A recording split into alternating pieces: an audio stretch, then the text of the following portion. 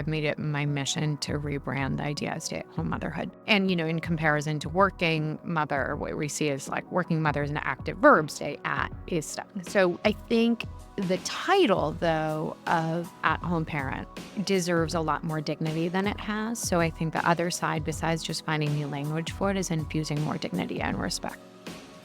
I'm Erica. And I'm Amory. This is Leaning Into Being, the show that allows you to be your all so you can give your all. Brought to you by Hello Mamas and Hey Mama. Erica, I'm so excited to have our dear friend Neha Ruch on. She is an OG Hey Mama member. She's been a part of our community since the very beginning. And through this time, she founded an incredible community, Motherhood Untitled. Yes, Neha is not only a beautiful mom, she is an OG Hey Mama member and has an upcoming book that is set to be released in January of 2025 called The Power Pause. So I'm super thrilled to hear about what prompted her to write it and also kind of share a glimpse into what you readers can expect. We're also going to be busting some mom myths, like some of those labels that are put on moms and that age-old war of the quote-unquote working mom and the stay-at-home mom. For sure. Let's get started. Tell us your story, how you got Mother Untitled started, what's the origin story and the inspiration? So, I had spent a decade building a career that I loved in brand strategy. And then I'd been sort of getting so much joy and self-worth and identity, which we're going to go into from that work. And at some point, I decided to go to business school because I thought, I need a reset. So I went to Stanford. I left Stanford and thought I'd landed my dream job, which was running brand at a tech startup.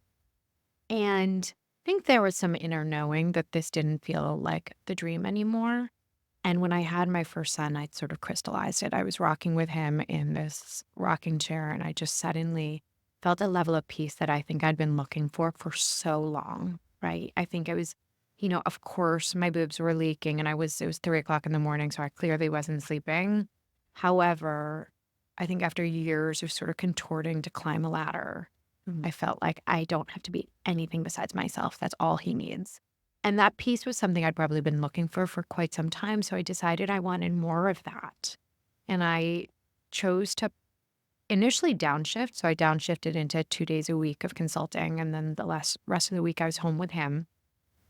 And it was during those days at home that I think I initially came face to face with just the sheer stigma surrounding what it means to be an ambitious woman and take your foot off the gas and say, you know what, I want to prioritize family life over career for a period. And, I think I heard from everyone, are you giving up on your ambition? Are you giving up, period? Are you going to be bored all day?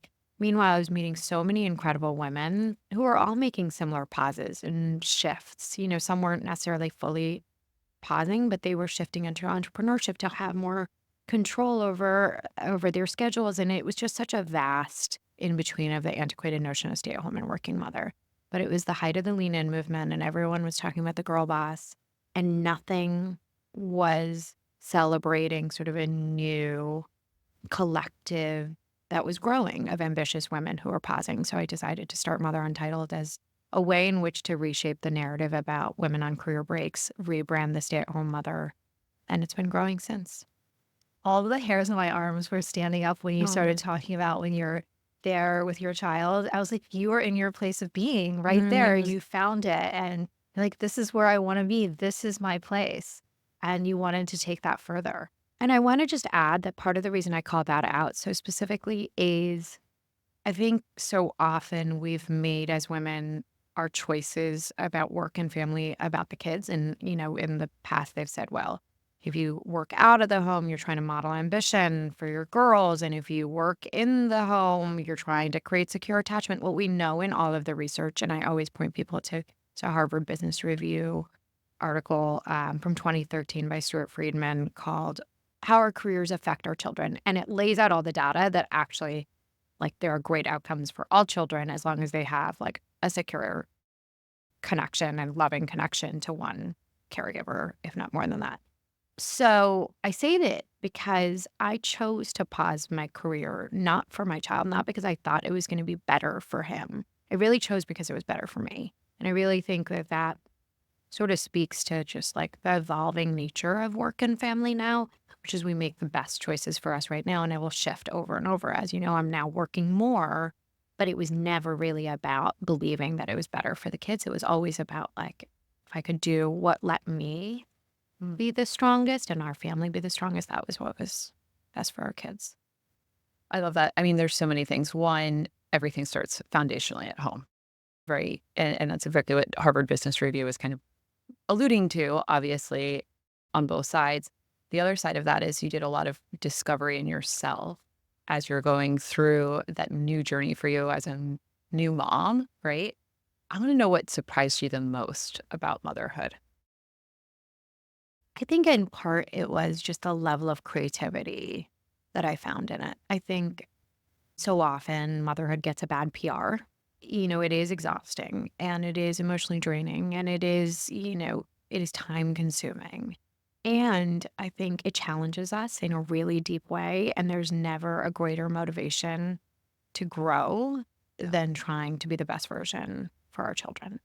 When I sort of shifted focus away from career and sort of had to challenge myself to figure out what my identity was outside of being, a brand marketer at a tech startup, which very is like a very pithy way of articulating things you care about.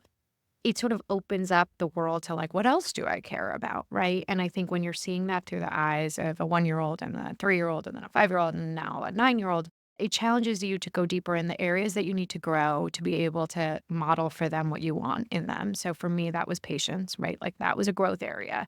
I never thought it would be kids that would challenge me to do that like deepest inner work.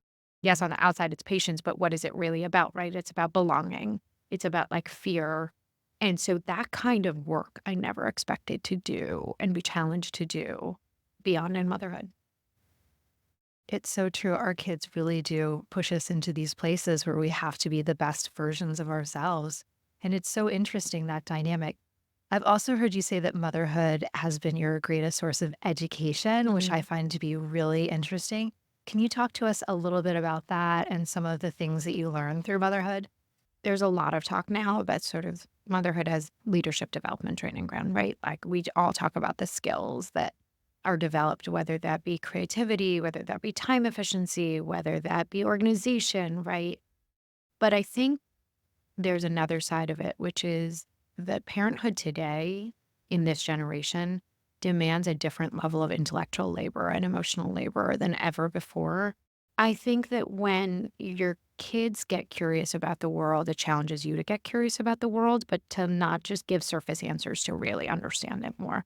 So I think there's sort of the broad strokes leadership training that happens in parenthood. And then I would add to it, there's this depth of education we have to seek out to explain the world in the terms our kids understand. And then there's this deeper psychological work, which I think is the true education, which is the education on how we work, how they work, how we fit. And then lastly, which I think is the most interesting piece, is just the perspective gained, right? I think that has become the superpower as I've now begun returning to work, albeit on my own terms and for myself.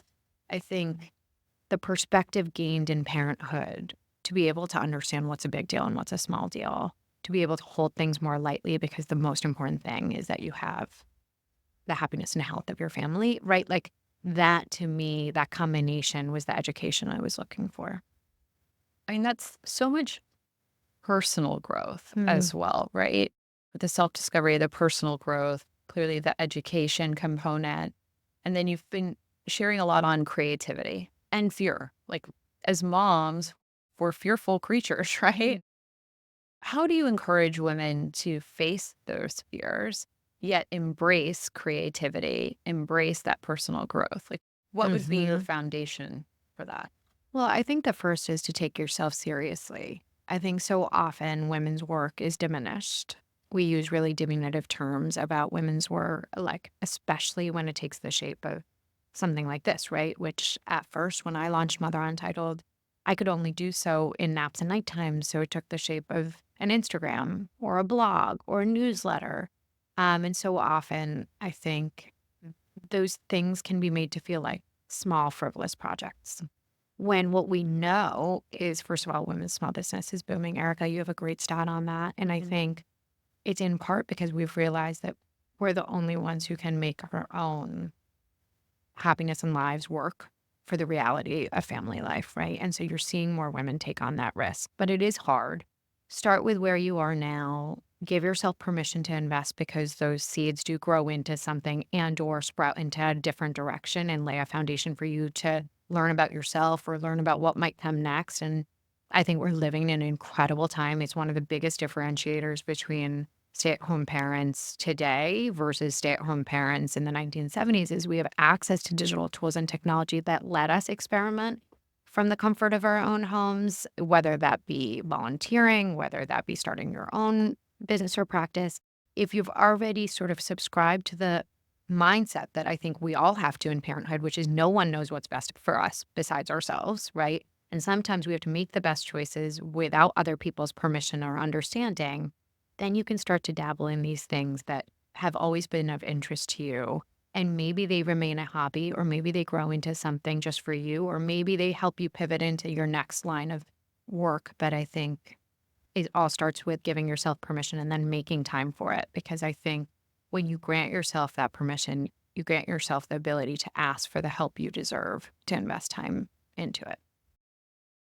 Yeah, you must get so many women now that have seen your incredibly heartfelt posts on Instagram and sharing about your experience coming to you and saying, I'm on the precipice of deciding to take a career pause, but I'm feeling like I'm still a little nervous about it. What kind of advice do you give them so that they can prepare and feel like they can get the most out of it?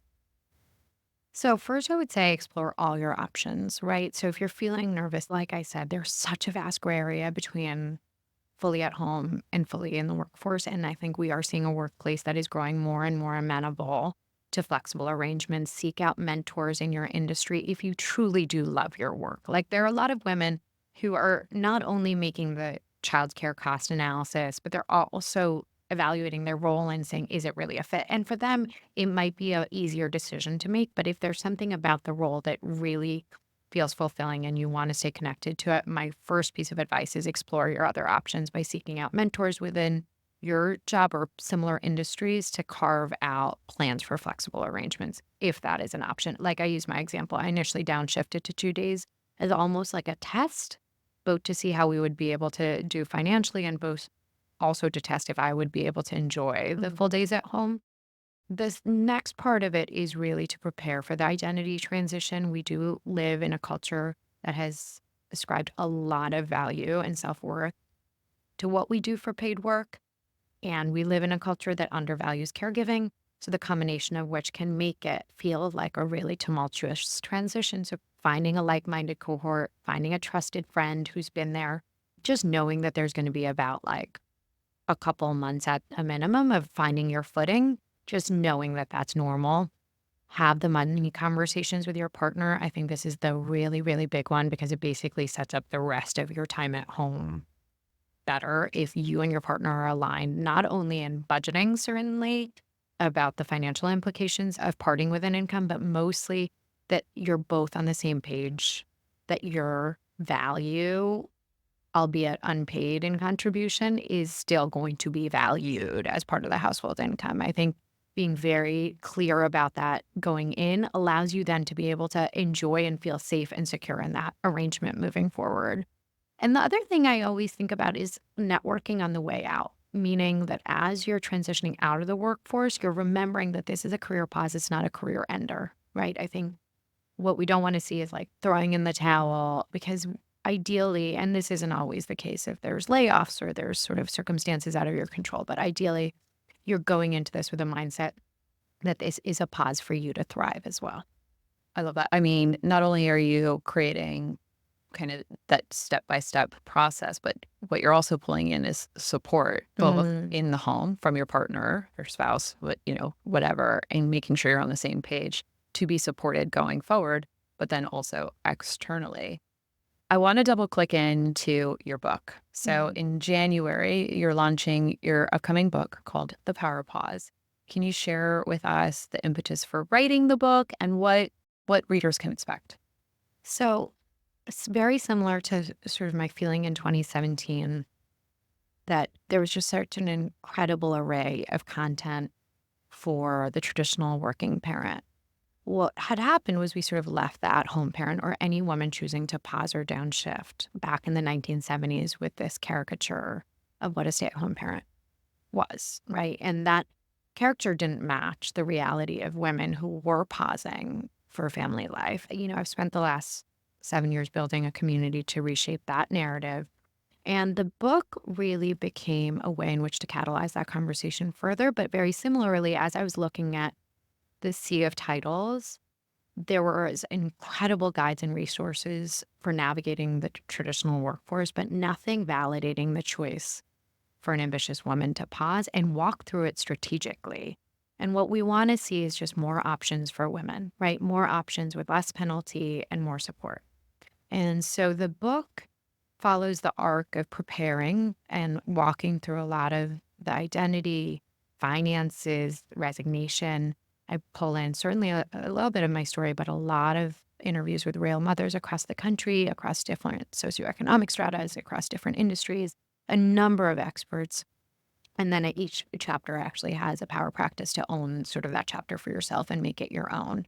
The middle section of the book is a lot about finding your footing in the day to day and meaning like make goals of your own, redefining success, not success meaning like a clean home or like perfectly behaved children, but success for yourself so that you can also feel like this chapter is for you in your life and that you are forward moving as well.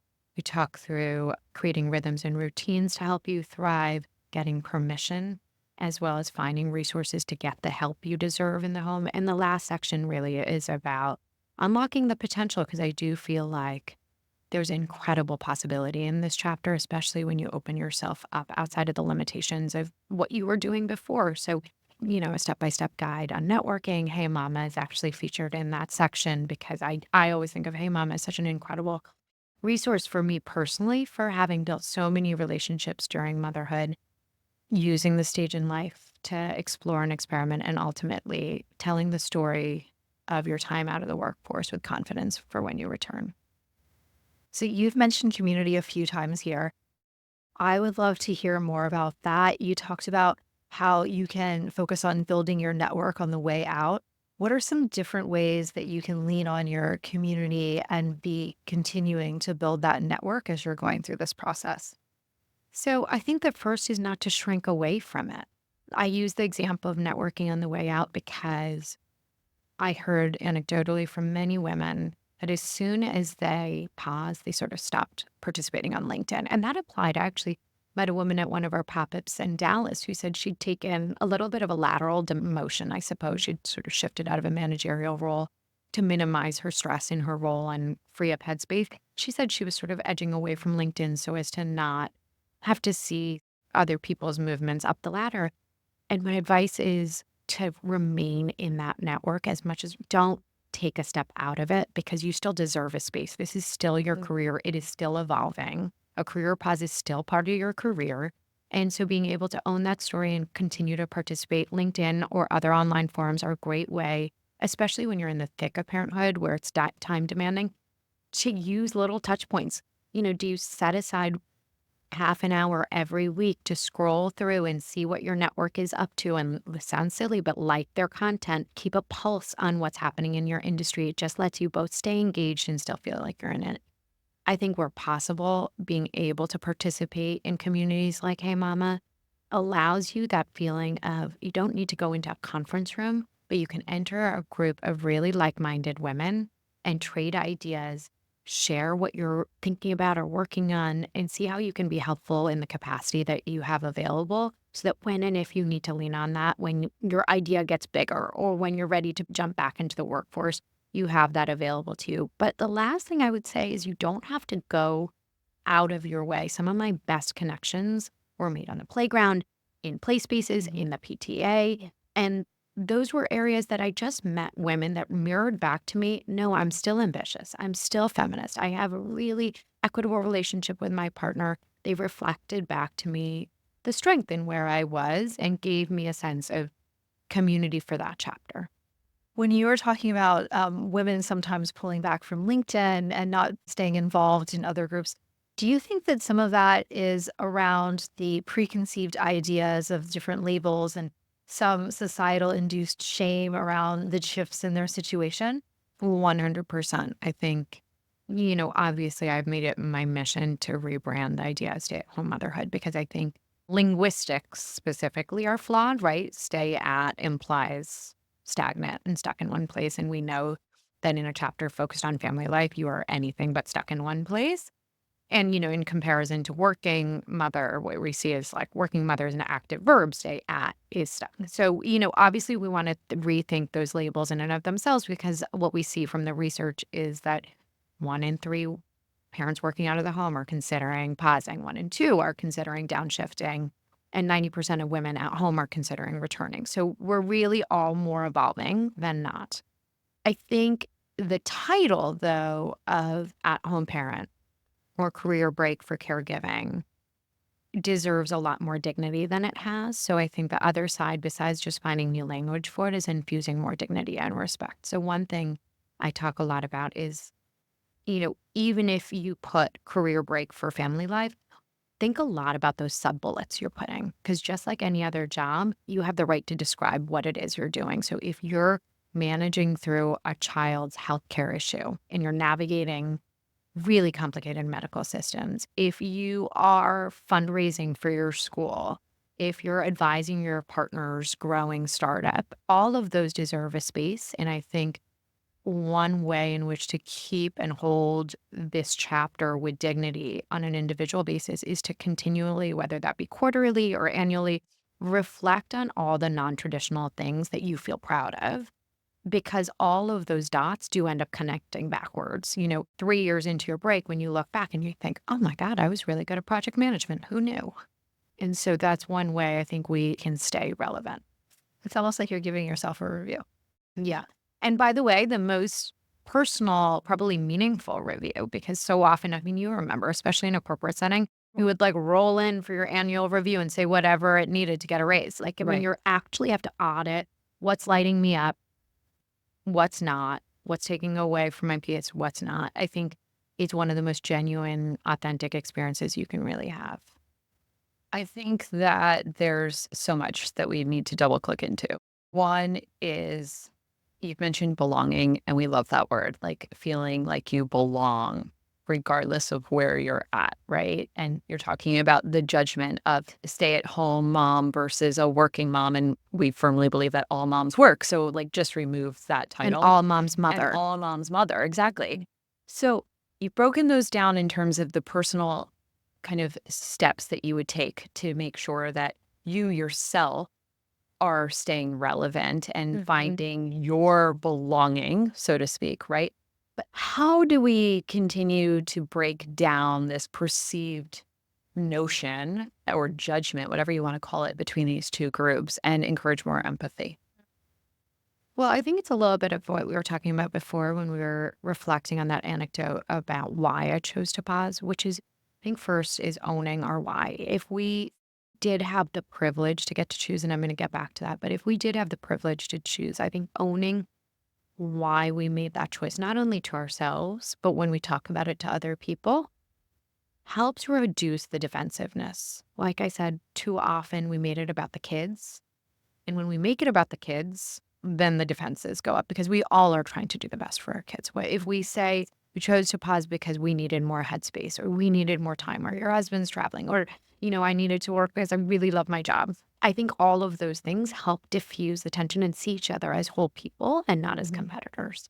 For so long, we have called stay at home motherhood a luxury. And when one side is associated with luxury, it immediately breeds resentment. And then the next thing that happens is then we say like that side doesn't deserve as much support. What we know right now is that 60% of people make the decision to pause their careers because of financial considerations. 1 in 3 fully feel forced to stay at home because they can't offset the cost of childcare. And now, by the way, the inverse is true too. There are women who Sure. can't offset their household income and so have to remain in the workforce who would love to pause.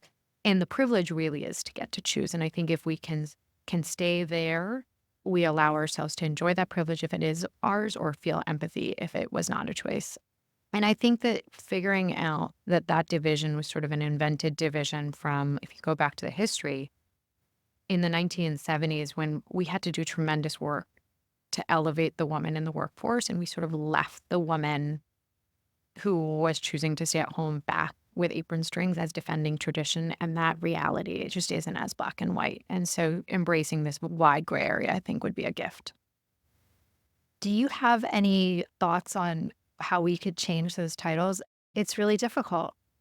So in the book, I have a series of scripts, but one of the things I suggest to people is if the title gives you a sense of power and sort of a pithy clarification, great. You can also just not use a title and just talk about what you're focused on right now. So I often suggest to women, you can say right now, which means it grounds it in like, this is just for this moment. This is temporary. I get to, or I am at home with my kids, or mostly with my kids was what I used to say. And I'm working on, or and I'm volunteering, or and I'm tinkering with, and it sort of leaves a more fluid definition. And no, it doesn't fit into sort of a square box. I obviously on LinkedIn would say career pause or career break for career sabbatical for, and there are some women, and I often say if you are like in that tilt between where you're like somewhere in between and you're freelancing, then put freelancing. I think you put on your resume the part of your story that you feel most confident telling. And so if you're mostly at home, then saying career break for family life and putting all those sub bullets, then that gives you a story to tell. If you're mostly freelancing, put freelancing. But in conversation, we have a little bit more leeway to just say, right now I'm doing this. I'll see what comes next. I love that right now terminology because it also really allows you the opportunity to go wherever it is that you want to go in the future. And I think a lot of the fear in these different roles comes from the idea that your choice is going to be taken away because you are just one or the other. The truth is that we go through all of these different ups and downs and shifts throughout our journey, even outside of being working or at home or any of the other things. We're not just one thing or the other in any different way. And subscribing to those labels is very limiting for us. Yeah, we're definitely many things. Like, it's So so many. many things. I wish I could start taking them off, those things that I wanted to get rid of. But I love this like notion of one-time seasons. In the season I am in, this reframing of the conversation, so to speak, and worth. But you mentioned also confidence, and we see this a lot within our community at Hey Mama, and we see this as something we're solving for within Hello Mamas, which is confidence and this lack of confidence and this lack of worth. And really, we're all equally valuable contributors, whether it's at home or in our families. What do you see as changing that perception? A lot of it is cultural attitudes, and we're obviously all working on that from different angles, which is elevating the value of caregiving so that we understand that our roles at home come with incredible worth and value. I think as soon as women part with their paid work, it can feel very disempowering. And I think getting ahead of that by educating yourself on the value of what you're now providing in the home, including the intellectual and emotional labor, right?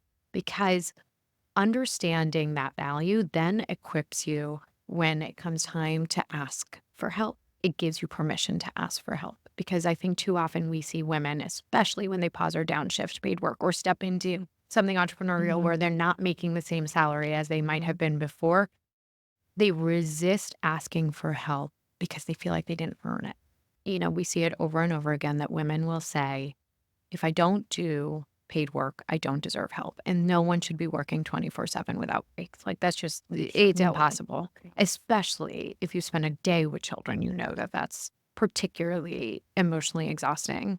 And so what we want to do is be able to give women the language to contextualize what they're doing, both in the home, both to keep their family well, themselves well, keep their businesses or creativity or part time work or whatever they're working on alongside thriving, because that all takes a lot. And then we want to give them the language to be able to sit down with their partner and say, investing in our household and in support is an investment in the whole family because we all deserve to be well and supported. Our children deserve both parents to be well and supported. And, I think that that one piece, giving women the ability and confidence to ask for the help they deserve, then unlocks the confidence elsewhere. Because as soon as they do that, they're able to step into environments more and build the muscle of, oh, I'm a whole and healthy person outside of my role as a caregiver or outside of my role as an accountant. Being able to get those breaks, let yourself explore and discover what makes you whole and healthy feeds back in that confidence loop. But it starts with, I do believe, the data and the scripts to value the work and ask for the help and breaks. It's always been something that I've personally struggled with, throughout my career. It's like, you've got to fight for yourself, got to negotiate for yourself. It baffles me. And we're looking at a generation of partners, and I do think dads deserve a rebrand too, but modern millennial fathers are spending 3 times the amount of time with their children than any generation prior. And I actually think that, as much as all the memes are very funny, I think they do a disservice to the reality that men are extremely competent. They can figure it out. Yes. And I think that, when we talk about help, oftentimes women don't have the capital for help. I always say, start with your partner. Let him wake up with the kids, and you can take those 2 hours to nurture that project that you're working on, or go to the gym, or see a therapist, or journal, or meditate, whatever it takes. Obviously, you don't have like a full self-care menu available to you, but pick those things that will make you feel healthier, because when you feel healthier, you feel stronger. When you feel stronger, you feel more confident. When you feel confident, you can ask for more. And so it does start with the ability to know that our partners and other people are capable, and that starts closer to home than we think. We have one more question that we always Great. ask because we like to end on something really fun. Oh, great. Can you remember any time that you can't even believe that you made it through? You're either still laughing about it, but it was just like crazy. I can.